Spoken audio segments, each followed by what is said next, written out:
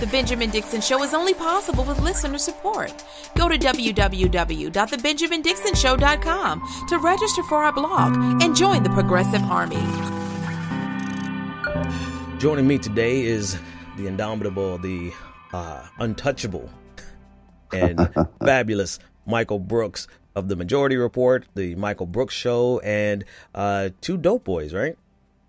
Two Dope Boys, still sometimes, but yeah, that still happens. But yeah, definitely, mainly TMBS and MR. That's what's up. That's what's up. Yeah.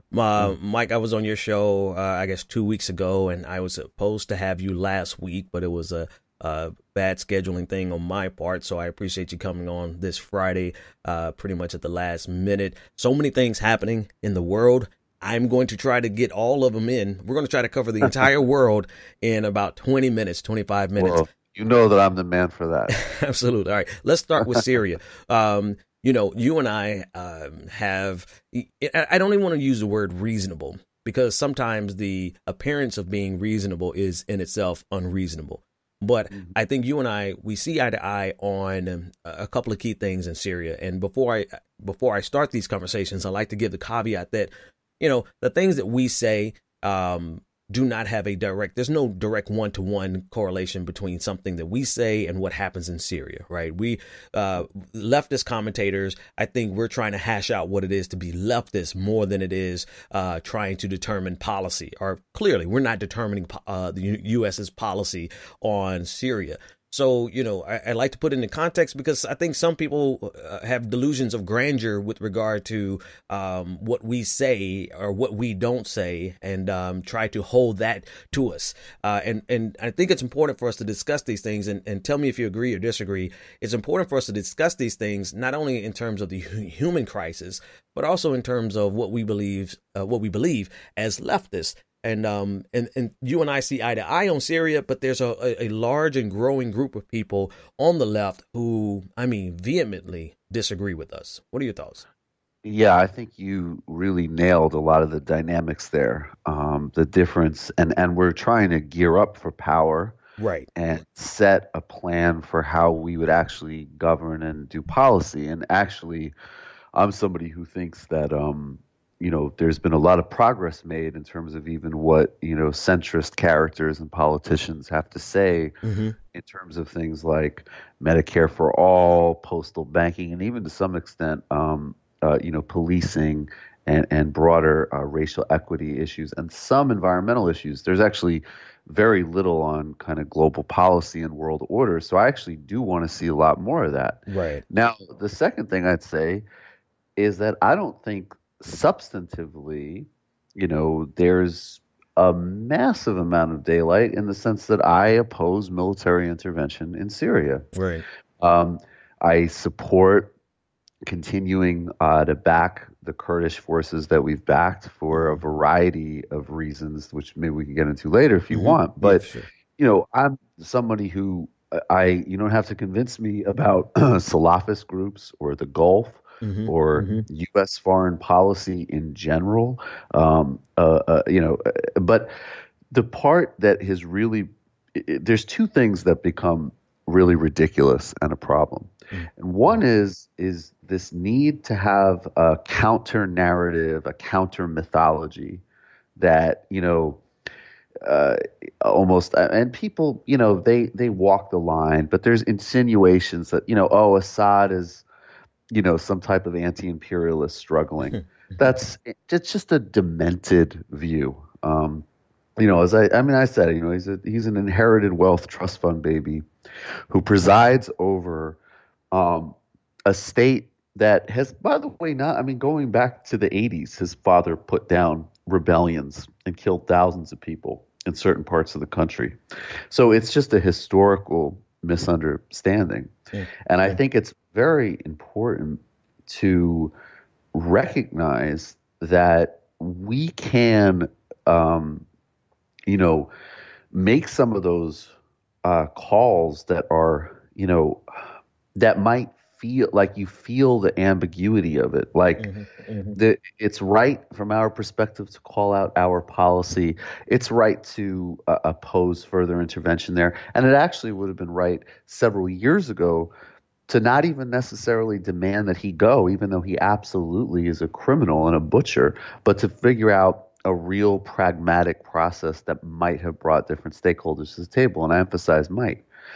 But the last thing I'll say, too, is that some of the arguments with regards to the rhetoric of terrorism and even the idea of, like, you know, that Russia and Iran are not also playing their own imperial games there are not only wrong and delusional, they're also undermining of other broader anti-imperial arguments. Now, you know, so like as an example, people say, like, well, Assad has invited Russian and Iranian forces. Well, that's true, but I think a lot of us want to get out of Afghanistan, and we're certainly invited by the Afghan government to be there, and we certainly still should be interrogating the United States, killing civilians there, backing government forces in Afghanistan that might be involved in everything from death squads to heroin trafficking. So I just think we got to have an ability not to be mealy-mouthed and not say what our policy is, but not also have to have a counter myth that just is simply wherever the U.S. goes, we oppose. It's just not enough. Right. That's become much of the entire framework for the anti-imperialist left. And to the extent where they can't really call themselves imperialists, they have to call themselves anti-American imperialists, because they co-sign on quite a few activities and the presence of imperialistic powers, so long as it's not the United States of America. And I said this, I don't know if it was with you or with Sam, but if your analysis of war, of being anti-war, ends with anti-American imperialism, then it's incomplete, right? There was war before the United States. There's most certainly going to be war after the United States, and we have a group of people who have focused like a laser only on the United States. And their argument, you know, if we were to be equitable with their arguments, they're saying that, well, America is the preeminent empire right now. America is the greatest cause of destruction across the globe. And these two things are true, but simultaneously, that doesn't require us to turn a blind eye to war crimes and to be selective with what information we're willing to accept or to trust, because it doesn't fall neatly into our framework that America is the only enemy on the global stage. I mean, even if you took America out of the equation right now, there are there's so many human rights violations that occur across the globe, and it seems as though like I think you said it just a few minutes ago, as soon as America enters into the equation, it becomes, well, it doesn't matter who's on the other side, we're going to side with them. And to me, that is so, not only dangerous but overly simplistic. What do you think? I think that's totally true, and I would just add two other things to the mix. One of the things that's very ironic to me, and this is something that I negotiated myself, is that, you know, on one hand, and I think there is something to be said for, look, your primary obligation is the country you reside in, as an example. So look, you know, in some respects, like, I mean, Yemen is the really direct one, right? I mean, Syria is also important. And I actually, again, the great irony is I oppose most U.S. policy categorically in Syria, and we've killed a lot of civilians in Syria. But, you know, in Yemen, we're refueling those jets every day along with the U.K., and that's just one of the, I mean, you know, Saudis are specifically targeting, you know, hospitals. And then, of course, we have the Israeli equation and Latin America and so on and so forth.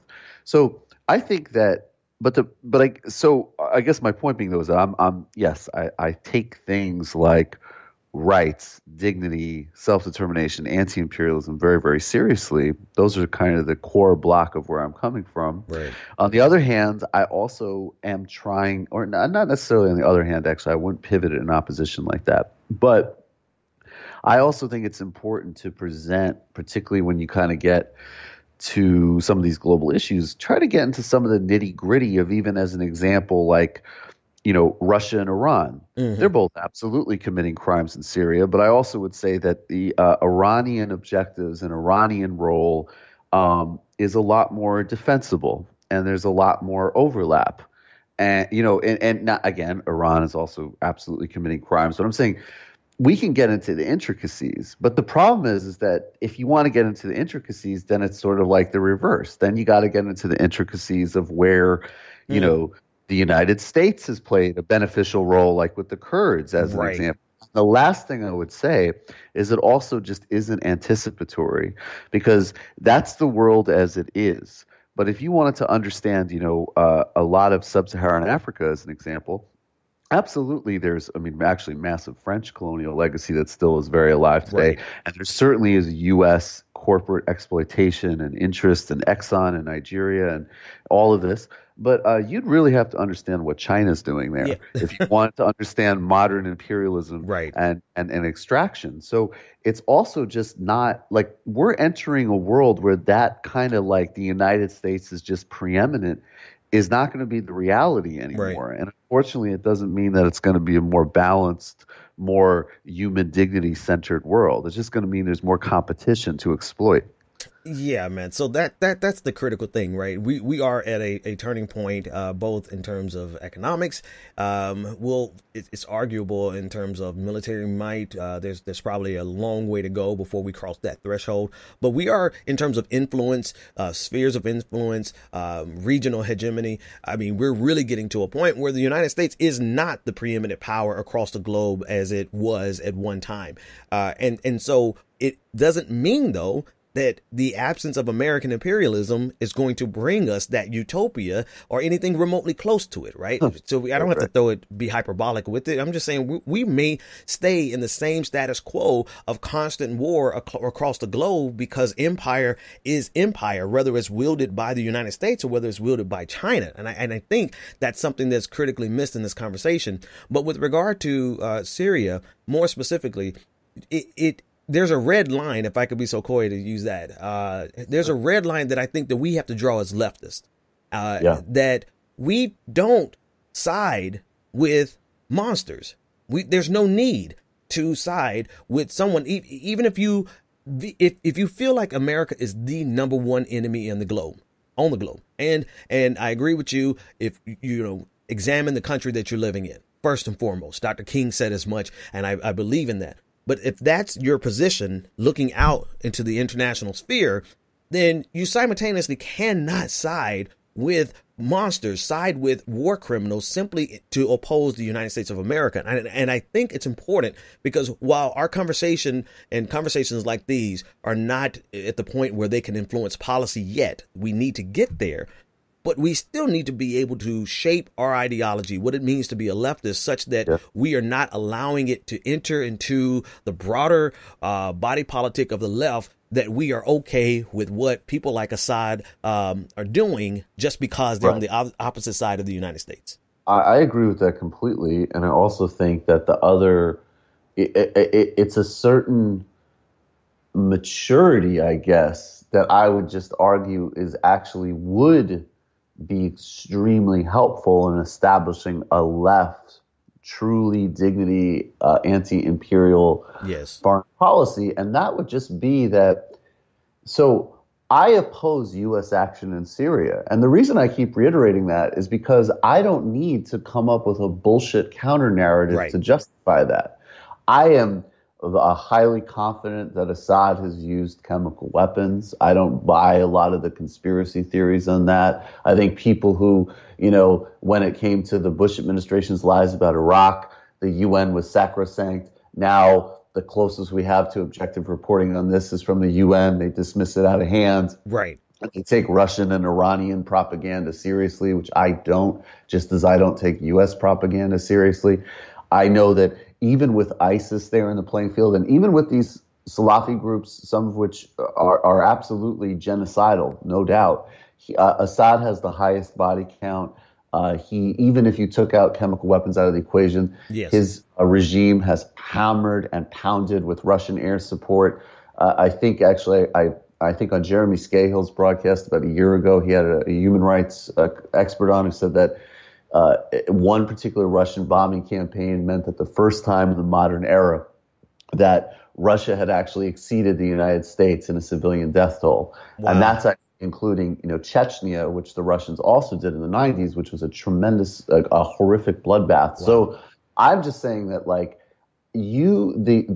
and then the flip side of that, and this is also frankly where we do have an advantage of not being, if I'm president, I do have to make calculations. Like, do I really want Assad to go? What's the stakeholder? Who, you're making deals in conflict zones with people with blood in their hand all the time. Yeah. And I think, peace is more important than justice sometimes, to paraphrase Thabo Mbeki.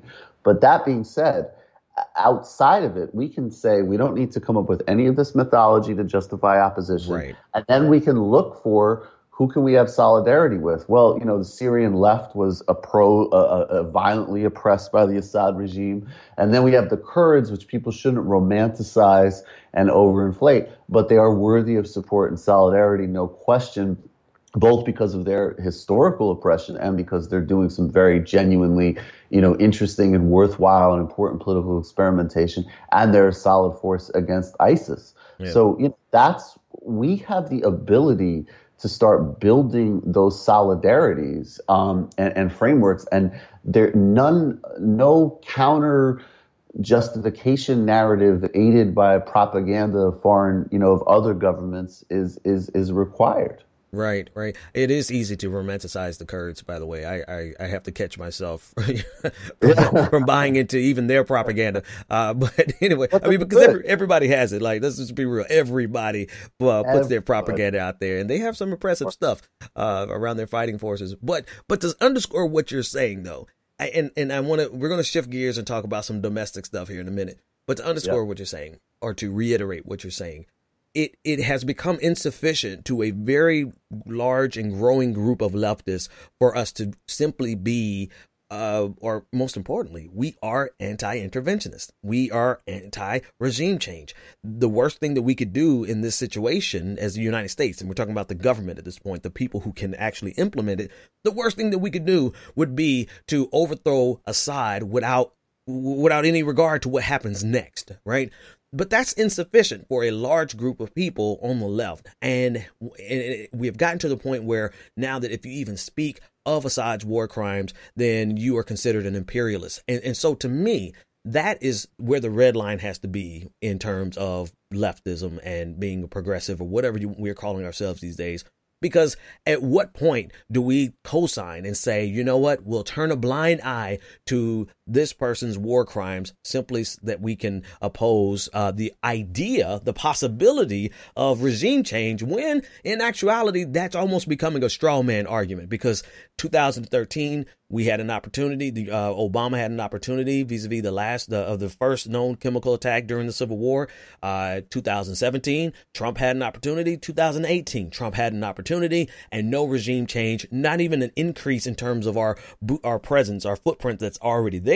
And so it's like this is being held up as a straw man to prevent people from doing one thing and one thing only, and that is to speak about Assad's war crimes. And so to me, they've crossed over into becoming legitimate Assad apologists. Get some closing thoughts on that, and then we'll shift gears. I'll just reiterate, there's just zero necessity in I supported the Obama deal. I opposed I will oppose every single military strike that Trump could ever conceive of, period. Right.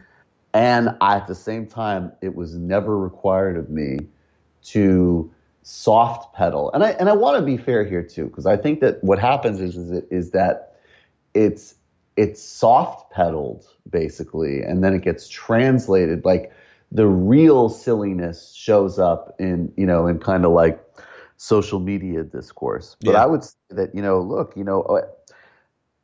if we cannot come up with an ability to think in a holistic, integrated way, yes, where all variables are in play, because this button I'll put on it is that, and this is so delicate because at the same time I'm also not of the school, like, just because somebody said, just because somebody's on the ground says something doesn't mean that we take it on faith or type of thing. But that being said, a U.S. left foreign policy, which is just purely almost focused to an internal conversation to such a degree that it almost seems like, well, it's more edgy to make sure that I disagree with some, mediocre garbage liberal on Twitter. Right.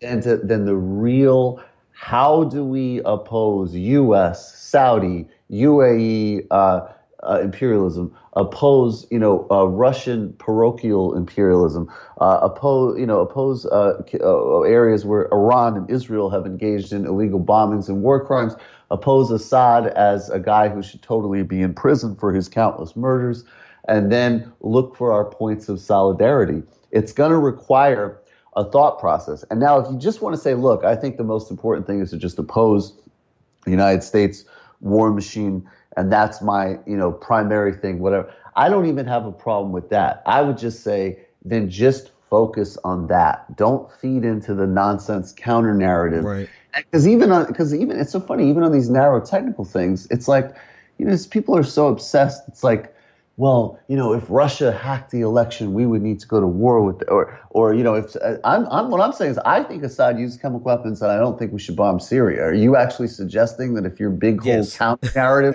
was disproven, that we should bomb? Because all of a sudden, then you're more of a hawk than I am. Right. Exactly. Is it mandatory for Assad to be perfectly innocent in this, for you to oppose intervention or regime change? Because it's not for us, right? Exactly.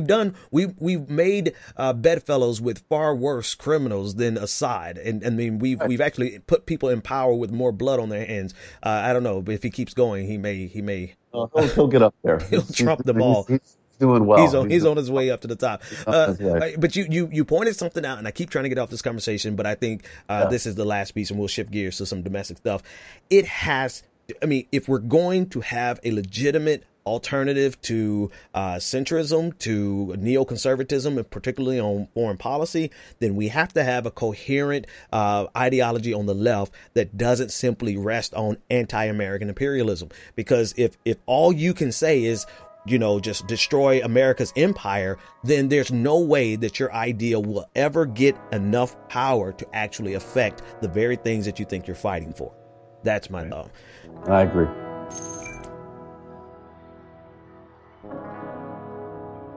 Let's shift gears a little bit here. A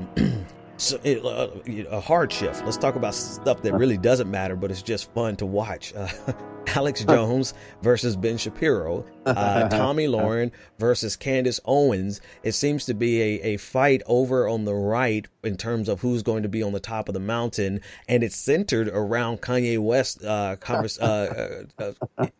comments on slavery, which I did an entire episode on the other day. Not to get too much into Kanye West's comments, but what do you think is driving? Why all of a sudden this divide when they really, they deserve each other? Yeah, well, I was just wanting to say, I was totally shocked by how much you agreed with Kanye. And I heard, Okay, that's the end of the show. Good night, ladies and gentlemen. I did the same joke. I had a Big Wise was on my last TMBS, and before we played the Kanye clip, I said, the only other black person I've heard say this is you to me in private, Wise. But so I'm having fun with that one. Yeah, but please clarify that. No. No, I'll clarify it. That's cool. My audience knows better, but go ahead. Yeah, I'm sure they do. I was going to say it's a Trump. It doesn't even need to be said. Right. But I think that my interpretation of the right, and I think if we're being honest, I guess to some extent, all media, but this is all just a competition. The serious part is that this is all just a competition for market share. Mm-hmm. And Kanye brings a lot of market share, and also this is another way in which the left is on target and not the dumb center, because they're all selling the same product. Like like Ben-Shapiro, he's respectable, and Alex Jones is a crazy conspiracy theorist. No, they're both far-right fanatics. They have different presentation styles. In some respects, Ben-Shapiro is probably even more virulently in his promotion of bigotry against Muslims and Arabs and Palestinians.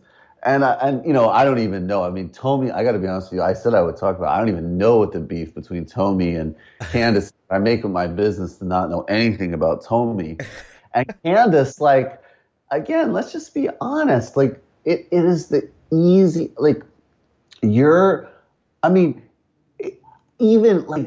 dude, if I was conservative, I think I'd already have a Fox show. Right. Let Right. alone, the great irony is that, conservatives actually do play token representational Oh, yeah. identity politics in a way that we would never even dream of. So like, look, if you're a 20, 30 something, like, articulate, bubbly, like does good on TV Black woman, and you're willing to come out and co-sign on every type of, racist trope and kind of pseudo motivational garbage, your career is made. And but the only other thing I would say is that what's funny is that they always are bitching about pop culture, and then as soon as they get a whiff, they're like a 13-year-old in Heat. Like, oh my God, Kanye, please. It's hilarious. The only thing I would disagree with you on is that the right you don't have to be articulate. You don't have to be, you can be, they will quite literally put up people who are the worst representation in terms of stereotypes, the very worst stereotypes about Black people. I mean, look, there's a comedian that, there's this quote unquote Black comedian that Sean Hannity puts up all the time on his show, that all he loves is watermelon and chicken. And then you have Diamond and Silk, who are promoted in these circles. So it's like, they just want to put up some Blacks now. And I use that phrase specifically because they're not going to say Black people or Black women. They're going to say Blacks. They're going to put Blacks up. And so that's the, Candace is coming for blood. I agree. She's coming simply for market share. She wants to take down Tommy. What better way to do it than this divide that they have? It's amazing because this is what they're disagreeing on. Tommy actually wasn't wrong about something. She said, she was like, Christ, slavery was not a choice, and then she was like, is Kanye really going to be a thought leader for us? And Candace Owens, she jumped on that because, of course, Kanye is her, yeah, exactly. He lifted her into the stratosphere in terms of notoriety. In terms of Ben and Ben Shapiro and Alex Jones, I mean, this is what happens, though. This is quite honestly what happens when you don't address the craziest of the crazy. And I know that's the ableist term. So but it's pretty much accurate for Alex Jones. I don't really know a better word to describe Alex Jones than just a snake oil salesman. But he was allowed, and I'm choosing my words very specifically here. He was allowed to grow and to, like a cancer on the right, and no one actually challenged them. They actually, they encouraged him. They supported him because he did a good service for them. He was able to attack Obama from all kinds of angles. He was able to, spread the Seth Rich conspiracy and this Pizzagate. And he was doing all the dirty work of keeping people's brains like mush. And then you realize you've created a monster. You've created someone who is unstoppable, whose voice is actually bigger than anyone who is, I can't even say reasonable, but anyone who is more reasonable. He's taken over all of that space. And so, he's a monster of their own creation. What do you think? Let me say three things on that. One, I don't know if it's up yet, but when I was hosting the other day, we put Ether's beat underneath Alex Jones's Ben Shapiro blog, so that was a lot of fun. I gotta see that. Yeah, it was pretty fun. And then number two, I mean, what's funny, there was actually a piece in Vanity Fair. It was a pretty good piece by I think her last name is Nguyen. I don't remember her first name, but it was about how Kanye got red pilled. And one of the things that she points out, which I think is very astute of her, and one of the reasons that I've always been so concerned. And, I'm obviously, I wish it was a dead horse, but I've criticized Sam Harris for a long time, the smug airhead Dave Rubin and all of that. I actually think right now what's weird is that this whole intellectual dark web nonsense, that is the juice of the far right right now. And so I think that, yes. So I guess pivoting to Alex, I think Alex, it's like, in some ways, you're so right that it's almost just like stating a truism. And I would say that it's it's a monster of their own creation, but don't forget who the president is. I don't think, what I'm saying? Trump could watch an Alex Jones broadcast and believe all of it. This is who they are, right? And so, but I actually think that he is kind of, he's in a, it's like I say, like no one who's, watching me or watching, you potentially, and I say potentially because there's a major racial component to this, right?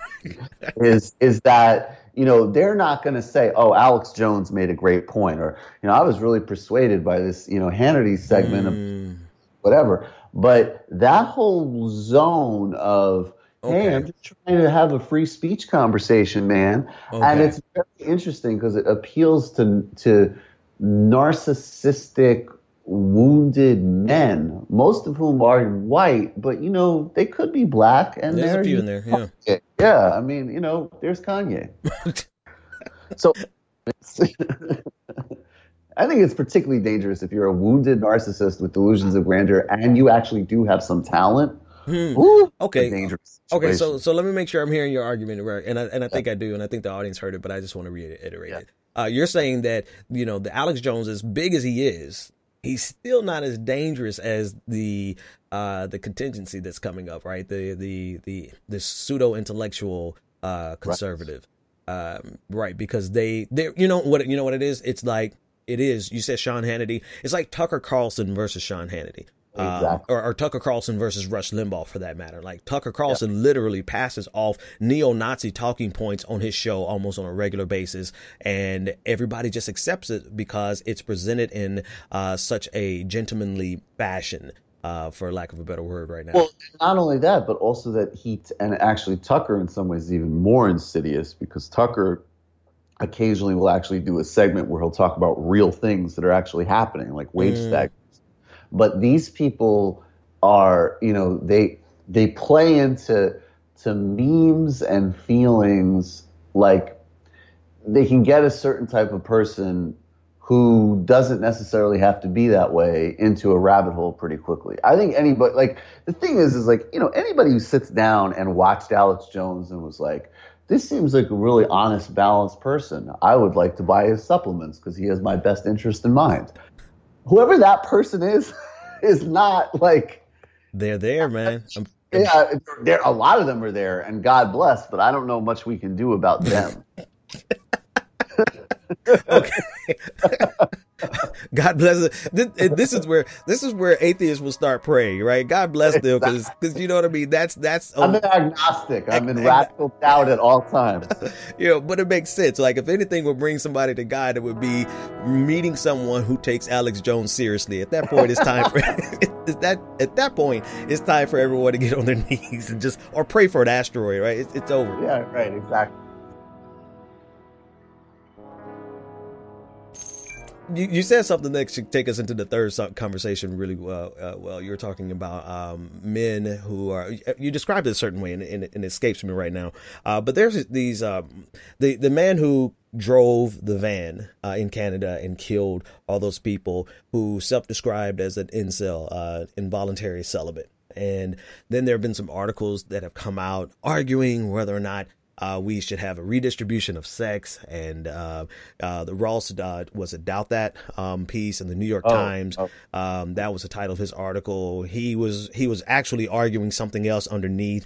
But what do you I've known about this space, I would say, for about 2 years, particularly on 4chan, and it's the space where they are literally arguing for women to be forced to have sex with them so that they don't do violent things in society, right? Wow. It's a scary space, and I kind of disregarded it because it was so ridiculous that you don't really think that it would get any type of mainstream coverage. That was up until the point where they start going out and killing people. And it's ironic that just on the other side of the 4chan forum, they would be arguing about white supremacist talking points. There's like this overlap there that I think is fascinating. But what do you know of incels or any of this topic at all? Well, I know nothing of incels. I knew that was coming. Nailing it out of the gate, dude. But oh no, I didn't ask if you were an incel. No, I know. Was I an incel? No. No, and actually, though, there's a serious point to it, which is I a couple years ago, when I first basically started Majority Report, Matt Binder, my old teammate there, he was all over Gamergate. Mm-hmm. And I mean, I kind of was like, all right, I think it's funny and it's some good segments, but like, come on, I was in my like, yeah, I mean, that's great, but I think we have a conversation to have about arms control. And then, all of these people basically they run the Republican Party. And they're, it's like, hey, they like, hey, like, bitches suck 66 is like the head of the agriculture department or whatever in the Trump administration. So, I think that actually this is just the site of the new culture war. And this is where, it's just a different brand. It's like, okay, well, I'm not going to sit back and, with Hannity or whatever and say like, oh, why don't they, salute the goddamn flag? It's, well, I'm going to be on 4chan and go down a rabbit hole. And I think actually it does seem like a gateway for a lot of this stuff is issues with women. And then it kind of expands into a broader universe of racism and xenophobia and conspiracy theories and all the rest. I mean, the thing, though, that I would say that I actually talked about this with, a friend of mine recently. I wish I could remember who, but we're kind of saying I used to when I first kind of caught this, and all kidding aside, but it was like, you win some, you lose some. Right. But I never had, and a lot of, men, frankly, in my world, I didn't know men who felt like, oh my God, it's just never going to happen. I'm never going to, be able to have, sex basically with women that I find attractive, or any woman. Like, it just was kind of like, it's hard for everybody, and dating's a nightmare, and relationships are a nightmare, and so on and so on. And maybe I'm too cynical, but I'm just saying, but I've actually become increasingly convinced that, that is a problem, and I have no idea how you address it. And I'm not for a second. I want to, because this is the type of thing that, let me be clear. Yeah. The way, the idea that women should be forced to have is it's not only misogynist, it's a fascistic, terrifying, utterly warped worldview. Right. But at the same time, I actually think it's one of those things where it's very easy to be like, oh, cry me male tears or whatever. But it's like, I don't know, for a 16-year-old boy, that's not, especially, my God, if that lasts through your fucking 20s or 30s. I mean, that's a pretty serious life impediment. And in most cases, I bet if they just learned how to wear some clothes that fit and did a little bit of therapy, they'd probably be fine. But it's a thing. It's a problem. You know what I'm saying? Okay. All right. So I'm not joking. It's a problem. Okay. So we have to take it. We have to take this a whole bunch of levels, right?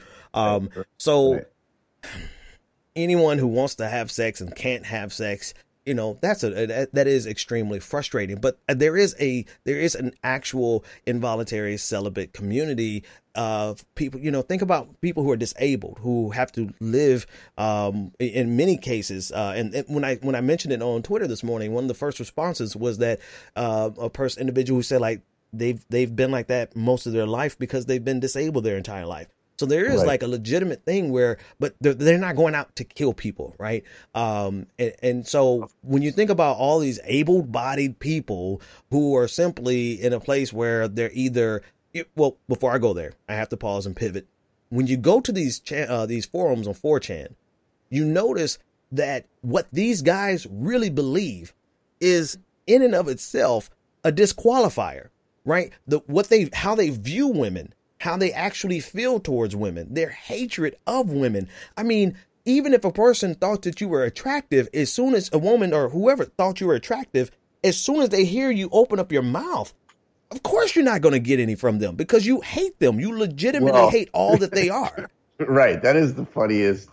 That is the and that's also, that's part of, frankly, and I know I'll trigger a bunch of fucking people, but that's what Jordan Peterson is doing. He's giving, intellectual justifications in some extent for that sort of attitude. But I agree with you.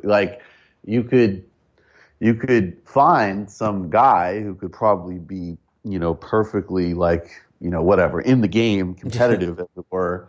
And then, yeah, they say like, like, the real issue is that women started working, and why is it that women are all bitches? I mean, it's sort of like a lot of people who just, it's like, what it is it's like if you have to like get your like straight male, issues off of your chest, and I'm not suggesting that I'm, above that or any of us are above that. All you do is you watch a little bit of a misogynistic Chris Rock routine, and then you go, that's not actually true, but it's pretty funny. And then you laugh, and then you go back to being a decent, paid up member of society. Okay. So that was a semi confession from you, right? Like, but let me give you my momentary. Pin me into that. No, because it's a good segue into my story, right? So. I was voluntarily celibate in high school, right? I had this thing in my mind that I wanted to be a virgin when I got married. It wasn't really religious so much as it's just, I was just weird like that.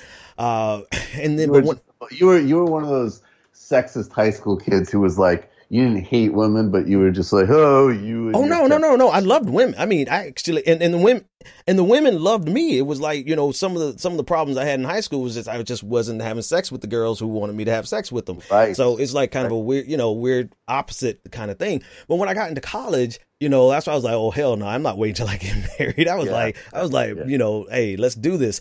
And the problem was once I could not get the women that I wanted, I started turning into a little fuck boy, right? I'm just gonna be honest with you. I'm like, wait, no, I'm supposed to be able to get this girl. Like, what's up with this? And then a second girl, I'm like, man, I can't get this girl. Then the taller dude with the six pack got him. And I'm like, you get really mad about that. And so I had this grand theory. And this is the first time ever saying this. So I had a grand theory. I was because I was heavy into music then. I was like, you know what? I'm going to get my music popping. I'm going to start making a whole bunch of money and watch all these girls who are turning me down now, which was really like 3. So it's that is, by the way, that is the greatest when you look back on what you got so narcissistically enraged about in like, it's ridiculous. It's like a girl broke up with me after like a couple years of dating, which is her prerogative. Right. And then then you get this, girl, then you plan on taking over the world. She's like, I have a boyfriend. I can't see anybody else right now. You're like, what the fuck? You literally lose it, right? But see, this is the difference. So I had this grant there. I'm like, I'm gonna get my music popping, and then I'm gonna make all this money, and do Mike Jones. I'm like, and I'm gonna show you that these girls ain't shit, right? This was the thinking of an 18-year-old, And you know what? Here's the difference, though. I actually vocalized this to a friend. And my friend looked at me and said, "No, you got a problem." And I said, "Huh?" He said, "Dude, what?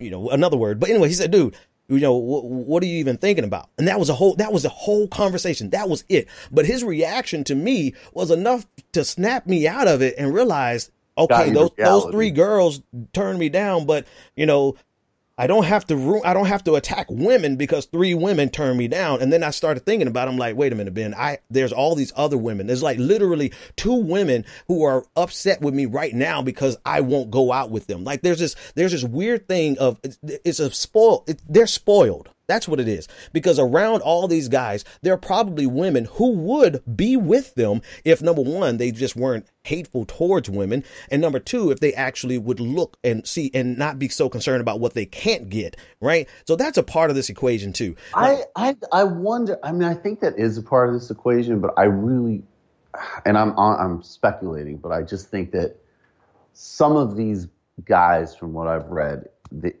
and again, not to justify how it manifests itself, but they might be facing much more difficult barriers than you and I realizing like, oh, probably better to just not be an asshole. Like they might be really, and again, but I actually think part of the problem though too is that people in all of these communities, they fetishize a negative self-identity. And I think that's the other problem, and that's why they don't have. And you're right, because it is so funny. Because if they had like one normal, somewhat well-adjusted, friend who could just say like, snap the fuck out of it. Yeah, dude, like that's just nonsense. Like it's sexist, it's toxic, Right. and it's also like not going to get you what you claim you want. Exactly. What the fuck are you doing? But instead they go to these places where it's like, they don't think to themselves, it festers, it metastasizes. Yeah, and they build it. Like recently, I just started, I've been saying it so much because I'm proud of myself, but I started, working out again.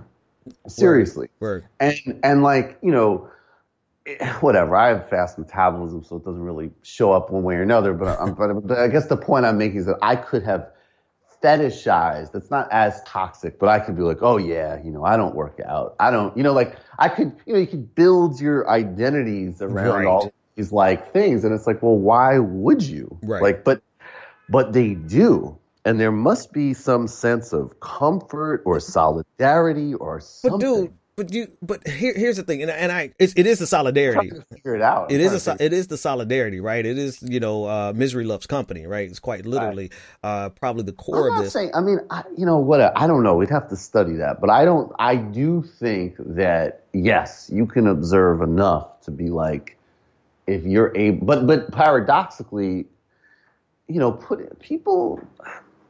It's like I'm bad at math, so I don't have to do it. I mean, I think that you're offloading a lot of tremendous personal anxieties and pathologies. Like you probably, that's kind of the funny thing on that, like appearance levels, it's not really, you could probably, most, guys could make some very subtle adjustments and present themselves like significantly better.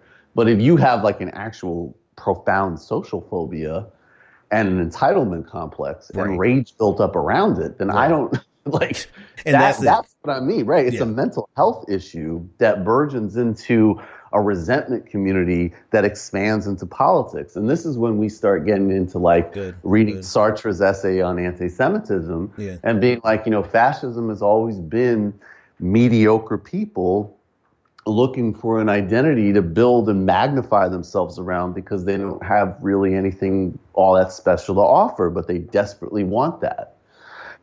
That's a good point. Well, I mean, to echo what you said, I joined the gym again, man. I joined this place, so I have the opposite problem that you have.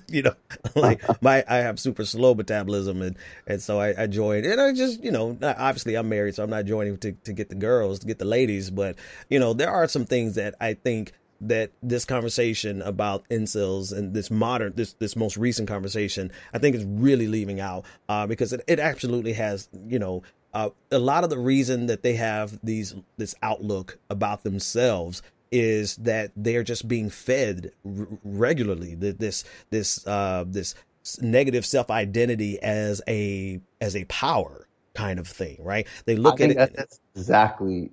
And the only other thing I want to throw is I think in some cases, because of the weird world of this media environment we're in, which is a lot more personalized.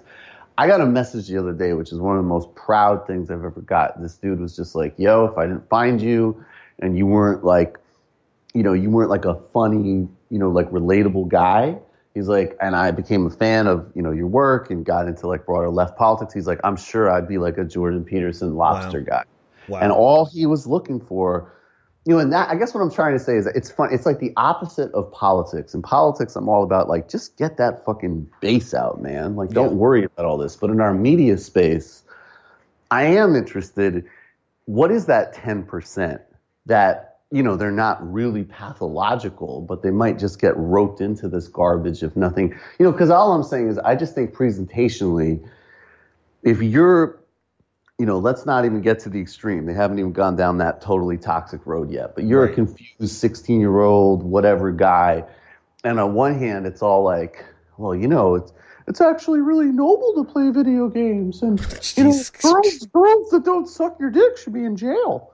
And then on the other hand, it's like, oh, well, let me see what the left says. And it's like, Jezebel, 45 million reasons why getting an erection is bad or something, like I just think like you intervene and it's like, no, dude, actually on the merits, on the serious things, we fight racism, sexism, because that's just what we value. That's who we are. We're not Right. posturing. And this is how you actually can understand why your job prospects are diminished, which also, by the way, there's a material foundation that's affecting people's sex lives and delaying their ability to get married and move out of their parents' house and all of this. And that's all economic, and that's explained by, Marx, or at the very least Keynes. And, then you could get them on the road. But you gotta, I guess my instinct is that before they get to the most extreme, terrifying, toxic place, we can acknowledge, we don't just have to immediately be like, oh, male tears. You can be like, yeah, it sucks, okay?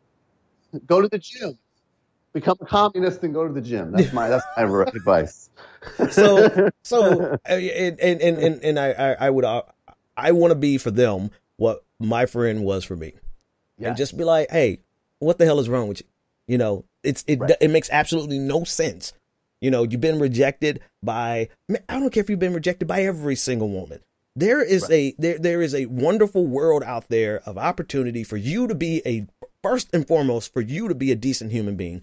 And once you are a decent human being, you'll be amazed at how many other decent human beings will be attracted to you. But the exact opposite thing, the very thing that you should not do, is to have this world of self-pity and self-hatred that you think is a superpower, and that now it becomes a badge of honor that you are this, and now you take that out on society. So I'll just say to them what my friend has said to me is like, you got issues. What the F is wrong with you? And it's out of love. It's out of love, right? He's still my friend to this day. So it's completely out of love. Snap out of it, man. Snap out of it. It's not the end of the world because you didn't get what you wanted. A lot of times it's because you didn't get what you wanted. And it's not because you didn't get some. You just didn't get what you wanted. And that's not how society works, man.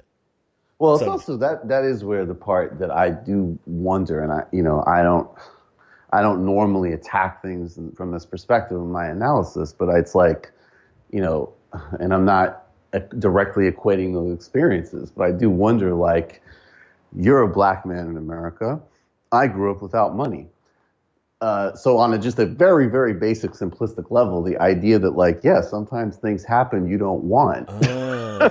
Like, sometimes things are difficult. Yeah. Or sometimes you're going to get what you want, but you're going to need to, work twice as hard or whatever. Yeah, for sure.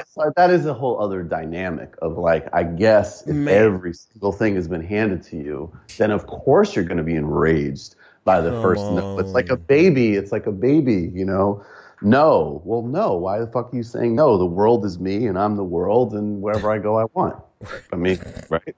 And this is what, man, I can't reiterate this enough. If you go into these forts, I'm actually not scared to go back, but I just don't want to poison. I don't want that in my psyche, because it really stuck with me for like maybe a month after reading person after person after person talk about women being forced to have sex with them because they can't have sex as a means of making society safer.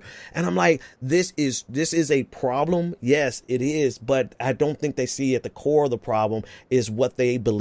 And if they actually wanted to overcome at least a portion of this problem, it is fundamentally dismissing and getting rid of these thoughts and this hatred, this misogyny that they have. I mean, it's more, I don't know if misogyny captures it enough. They have a disdain and a hatred for women that will prevent them from ever having a meaningful relationship with a woman.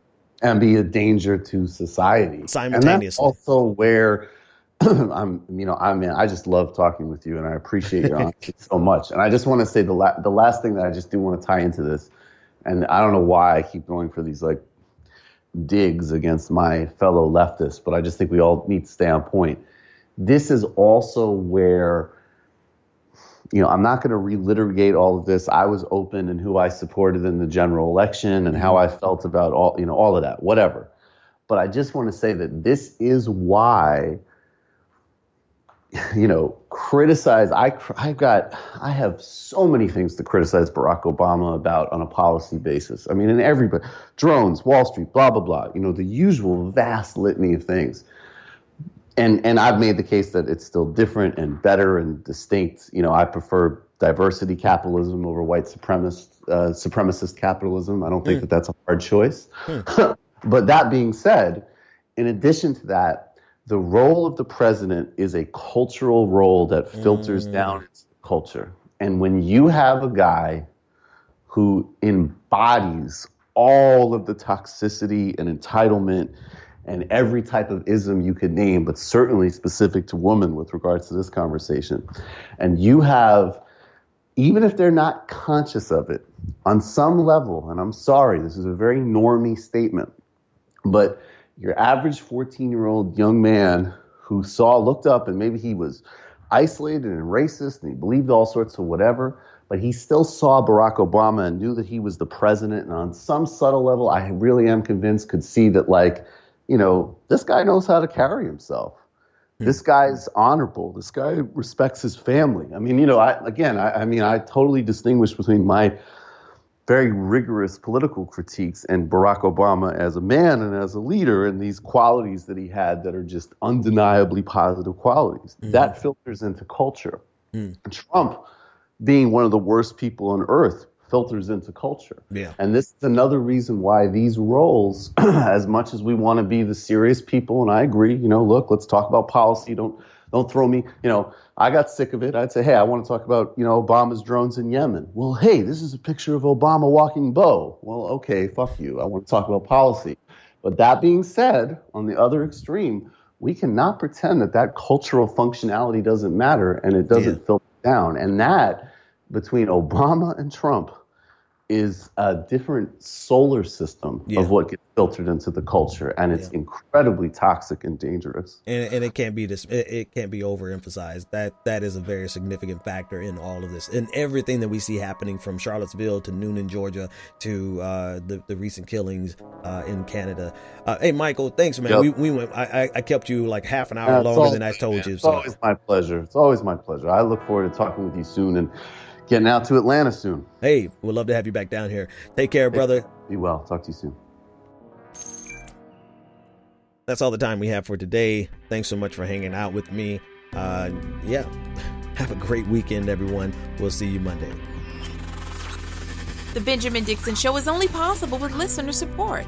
Go to www.thebenjamindixonshow.com to register for our blog and join the Progressive Army.